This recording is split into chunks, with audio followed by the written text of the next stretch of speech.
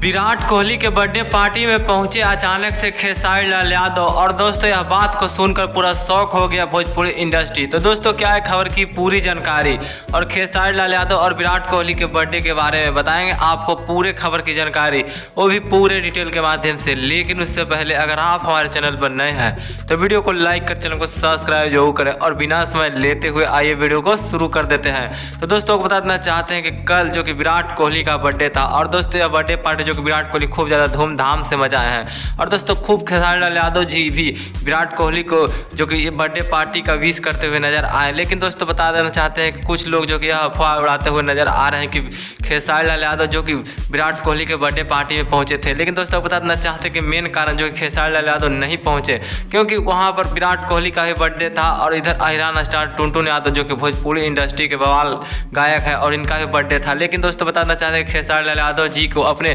Film shooting में time नहीं मिलने की वजह से ये इन दोनों के बर्थडे पार्टी में नहीं पहुंच पाए। लेकिन आपको बताना चाहते हैं कि ये इन दोनों के बर्थडे पार्टी को खूब ज़्यादा विश कर दिए हैं।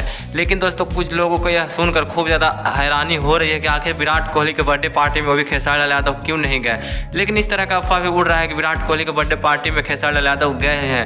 लेकिन दोस्तों आपको क्या लगता है आप अपने कमेंट बॉक्स में जरूर बताइएगा दोस्तों खेसारी लाल यादव और विराट कोहली के बारे में।